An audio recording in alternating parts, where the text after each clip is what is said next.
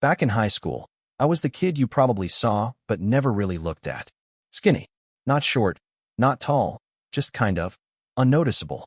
I wore these thick glasses that slid down my nose whenever I got nervous, which was often, and braces that made me sound like a glitching robot when I got too excited. Oh, and I was clumsy. Like, knock over the projector and spill your tray in the cafeteria clumsy. My name's Brandon, by the way. I wasn't dumb, though. Actually, I was the opposite. Straight A's, especially in math and physics. I spoke fluent Spanish and dabbled in French. I even did well in extracurriculars, science club, chess, academic decathlon, you name it. But all of that just seemed to paint a bigger target on my back. Apparently, being a smart, awkward kid with a fragile smile was hilarious to most of my classmates. Especially to Jessica. Jessica was, well, she was beautiful. Not in a magazine cover kind of way, but in that everyone turns their head when she walks into the room kind of way. She had a voice that made teachers stop mid-lecture when she sang during assemblies, and she wore her cheerleader uniform like it was made for her. But under all that charm, she could be cruel. And to me, she was ice cold. It didn't help that I liked her. A lot. Dumb, right? I didn't have many friends, just Mike and Derek. We were our own little island of outcasts. Mike was into computer science and wrote code like it was poetry. Derek was a genius with his hands, constantly building stuff that made teachers think he was some kind of prodigy. But even they couldn't shield me from what was coming. Because the worst moment of my high school life wasn't a single day or a single insult. It was something that unfolded slowly, like a cruel joke I didn't get until it was too late. And it all started when Jessica found out I liked her. It happened in the spring of our final year. I had been careful. God, I thought I was careful. Just a few subtle glances across the room, a too long pause when she asked to borrow a pencil, the way my voice caught every time she laughed near me. But somehow someone noticed. And that someone told her. I'll never know who it was, and honestly, I don't even care anymore. What matters is that Jessica knew. And instead of just rolling her eyes or ignoring it like a decent person might have done, she turned it into a game. She started talking to me more, flashing quick smiles, asking about homework. Once, she even touched my arm and laughed at one of my awkward science jokes like she actually meant it. I remember walking home that day convinced things were finally changing. Maybe she saw something in me the others didn't. Maybe I wasn't invisible anymore. So when she asked if I wanted to meet her after school, just the two of us, I nearly short-circuited. Behind the old gym, she said, tucking her hair behind her ear. Just so we can talk. Privately. I should have known. The way she said it was almost too perfect. But I was 17 and stupid and hopeful. I spent the entire day trying to decide whether I should bring flowers or not. Thank God I didn't. When I got to the gym, she was there, waiting, smiling. Then she stepped aside, and there they were. Tom, his football buddies, a couple girls from Jessica's cheer squad, even some of the background noise people who never talked to me unless it was to laugh. I froze. Then the laugh started. They said things like, "Did you really think someone like her would want you? And this isn't a movie, man. Wake up." Jessica stood there the whole time, grinning. That's what I remember most. Not the words. Not Tom grabbing my glasses and tossing them over my head like he was playing monkey in the middle with my soul. Just Jessica's smile. Cold. Flat. Like hurting me was entertainment. That day broke something in me. After that gym incident, I stopped looking people in the eye. I don't mean that as a figure of speech. I literally stopped. I kept my head down in the halls, sat in the back of the class, and if someone so much as chuckled near me, my body would tense up like it expected a punch. Because sometimes, that's exactly what followed. Tom and his buddies didn't let up. They'd wait for me after practice, chess club, science team, whatever I had that day. I'd hear them whisper, nerd, and toothpick, and brace face, like they were auditioning for a cliché villain role. And whenever they really felt like putting on a show, they'd grab my glasses and play keep away again. Sometimes they'd knock my books out of my hands, scatter my notes down the stairwell. It got to the point where I started hiding my tears in the school bathroom between classes. Even Mike and Derek, my only two friends, caught some of the fire. Mostly because they refused to ditch me. Mike got shoved into lockers more than once, and Derek's winning science fair projects got vandalized one night. But they never turned their backs on me. Not once. When prom rolled around, I considered not going. Honestly, I should have listened to that instinct. But my mom insisted. She said, "You'll regret not experiencing it when you're older, sweetie." So I went. in an ill-fitting tux, with shaking hands and zero expectations. And yet, somehow, even that night found a way to hurt. I didn't know until years later that the prom prank had been planned for weeks. Someone slipped a sticky note on my back that said, "Desperate virgin needs a dance." I didn't notice until halfway through the night. The laughter, the sideways glances, it all made sense once I realized. Jessica was slow dancing with Tom by then, in her glittering dress, while I stood near the punch bowl pretending I couldn't hear what people whispered about me. That night, as I walked home alone under the streetlights, I made a promise to myself. I will get out of this town, and I will make them all regret every second of it. Graduation came and went. Nobody clapped for me when I walked across the stage, not even out of politeness. But I didn't care anymore, because while they were still laughing and partying and planning beach trips, I had something they didn't. Options. A lot of them. Turns out, being the nerdy loser who aces every class, crushes standardized tests, and racks up science competition trophies actually pays off. I got acceptance letters from 10 universities, some with full scholarships. And the best part? One of them was a highly ranked tech school in the next state over.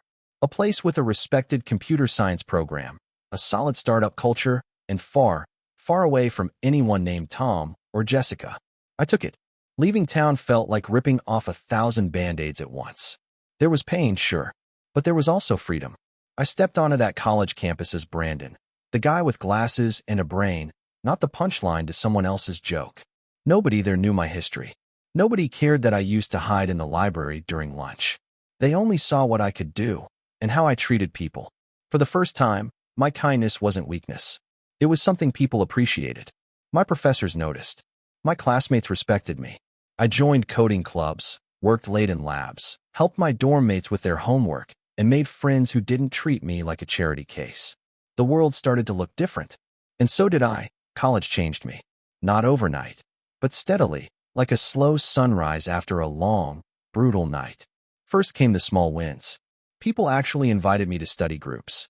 My dorm roommate, Kyle, dragged me to the gym one afternoon, and it became a habit. We went 3 times a week. At first, I could barely lift the bar. But after a few months, I started seeing muscles where bones used to be. My shoulders broadened. My posture straightened.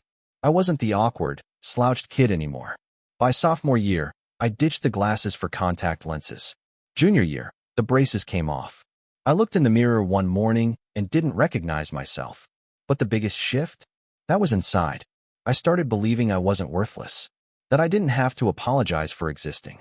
I competed in coding challenges and hackathons and won. I spoke in front of crowds at tech meetups.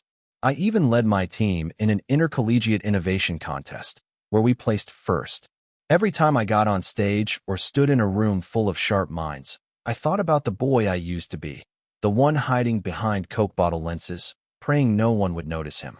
That boy had finally found his place. By the time senior year rolled around, things were lining up better than I ever imagined. I had a solid GPA, glowing letters of recommendation, and a resume stacked with internships, competitions, and volunteer work. Professors were recommending me to companies before I even applied. Tech firms flew me out for interviews and treated me like I was already part of the team. Me, the kid who once cried in a bathroom stall because someone called him a walking calculator. Eventually, I accepted an offer from a well-known tech company. It wasn't flashy like Google or Meta, but it was respected, an engineering first place that valued talent and creativity. They offered me a great salary, benefits, and the chance to grow. I packed up my life after graduation, said goodbye to college, and moved to a new city with a skyline that still makes me pause. The apartment was modest, but it was mine. I had a real office, a team that respected me. I was doing what I loved, building, solving problems, creating things that actually mattered. My name was on projects. My ideas were being implemented. I was finally living a life I had built with my own hands, far from the shadows of locker room bullies and cafeteria laughter. I'd made it.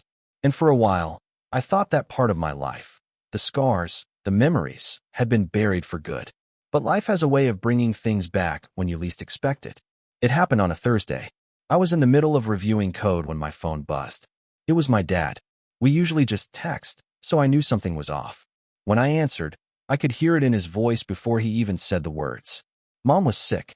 They'd found something during a routine checkup. A growth. Aggressive. She needed surgery. Fast. I booked the next flight out and packed in 15 minutes. I didn't even tell my manager until I was at the airport. Nothing else mattered. I had to be there.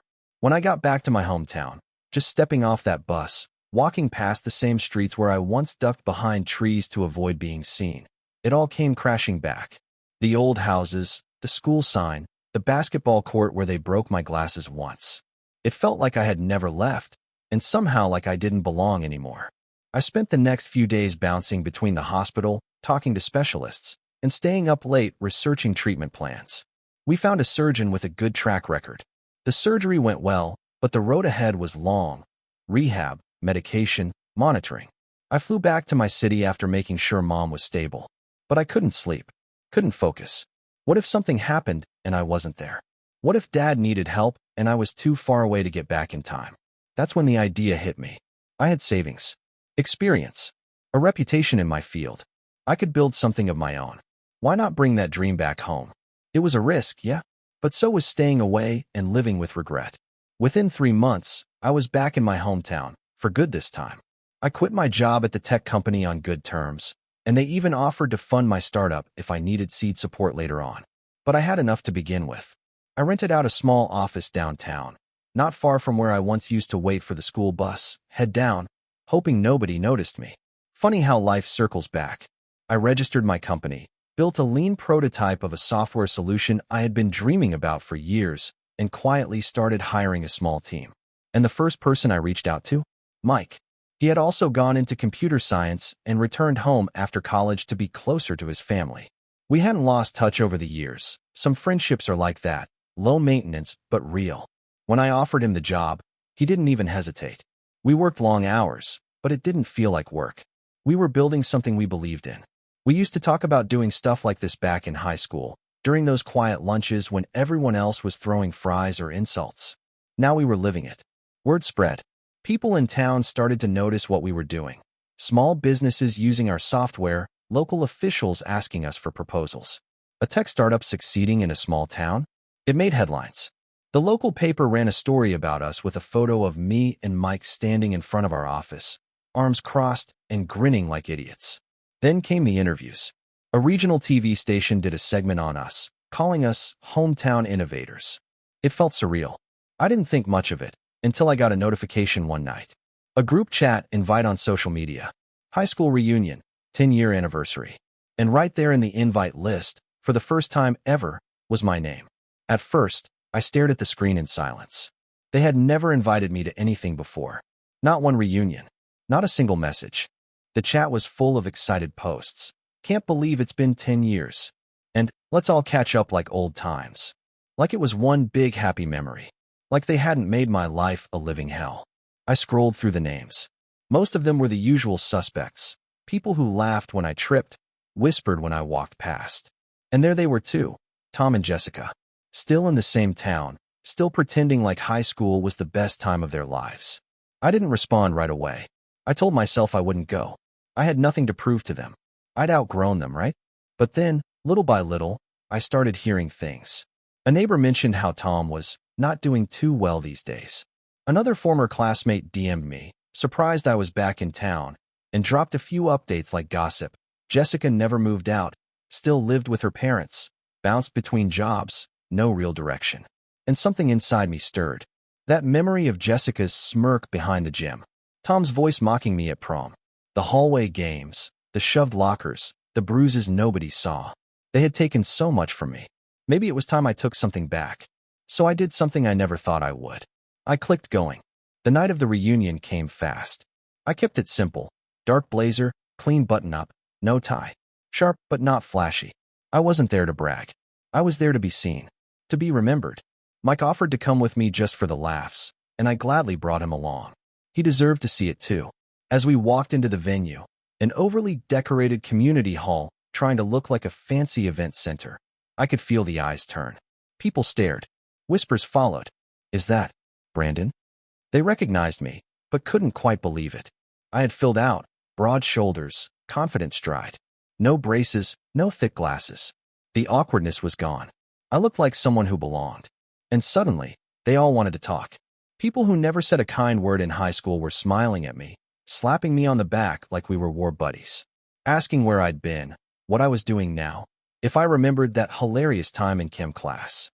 Like trauma was just a quirky little sitcom moment. It was honestly laughable. Mike stood next to me, sipping his drink, trying not to burst out laughing every time someone called me bro or asked if we'd catch up sometime. One girl even leaned in and said, "Wow, Brandon, I always knew you'd do something big." Right. Just like she always knew how to ignore me in every group project. Then I saw them, Tom and Jessica, and man, time hadn't been kind. Tom looked worn out, not the confident football star anymore. His hair was thinner, his eyes a bit bloodshot, and there was this faint smell of alcohol that I could swear wasn't from the punch bowl. The guy who once threw the wildest parties and lived like the king of the school was now nursing some invisible wounds. Jessica wasn't much better. The girl who once lit up every room looked tired. Her makeup was sloppy, the kind you put on when you're just going through the motions. The spark in her eyes had dulled, and her dress, well, it had definitely seen better days. It was the kind of dress you wear when you're trying to hold on to something that's already slipped away. They noticed me immediately. Jessica's smile was quick but forced, like she wanted to pretend none of the past ever happened. Tom's jaw tightened as our eyes met, and for a split second, I saw the old bravado flicker and then vanish. They didn't say anything at first, just watched me like I was some stranger who had stumbled into their world. But I was no stranger. I took a deep breath, feeling the weight of all those years, every insult, every stolen moment, every humiliation build up inside me. I looked Jessica right in the eye and said, loud enough for the whole room to hear, "Remember when you used to make fun of my braces and glasses? When you set me up behind the gym to embarrass me in front of everyone?" Heads turned. Some of my old classmates started whispering, surprised to hear this version of the story. Jessica's face went pale. Tom shifted uncomfortably beside her. I continued, "Funny how you always acted so perfect and popular. But now, Jessica, I hear you're still living with your parents, struggling to keep a job. And Tom, wasn't it you who broke your leg and had to quit football? I guess the party life caught up with you." A few chuckles rippled through the crowd. I wasn't just throwing words. I had done my homework. I knew their struggles.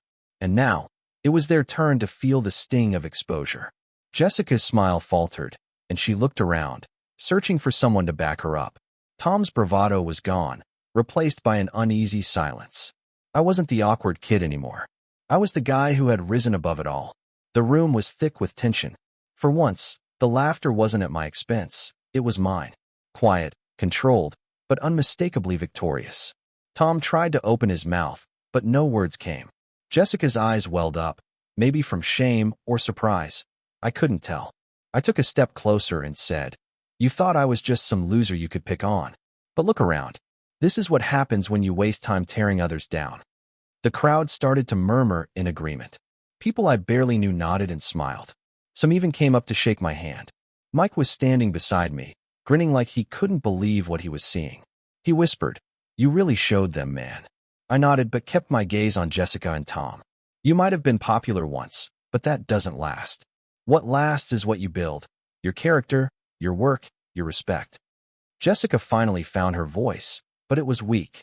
"Brandon, I'm sorry." I shook my head. Sorry doesn't fix years of pain, but maybe it's a start. Then, without waiting for their response, I turned back to the crowd and said, "I'm done living in the past." Walking away from that reunion, I felt something I hadn't in a long time: relief. Revenge wasn't about humiliating Jessica or Tom for the sake of it. It was about reclaiming my story, standing up for myself, and showing everyone, including myself, that I was more than their jokes and taunts.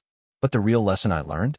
That the best way to win isn't by tearing others down or trying to prove you're better by making someone else feel small. It's by working on yourself, by growing, by being kind when it's easier to be bitter, and by spending your energy building a future instead of dragging others into the mud. I used to think that if I could just make them see me differently, I'd finally be free. But freedom came when I stopped caring what they thought at all. Mike and I laughed on the way home. We talked about how ridiculous it all was and how far we'd come. At first, standing up to Jessica and Tom felt like justice, like a weight lifting off my chest. For a moment, I reveled in that feeling. But then, I realized holding on to anger only keeps you chained to the past. I chose to let go, to focus on my business, my family, and the people who truly mattered. Being the loser in high school was just a chapter, not the whole book. Now, I spend my days building something meaningful, not to prove anything to them, but because I believe in what I'm doing. Because I want to inspire anyone who feels stuck, overlooked, or underestimated. If there's one thing I want you to take away from my story, it's this. You don't become stronger by breaking others down. You become stronger by lifting yourself up. And sometimes, that's the hardest and most powerful revenge of all.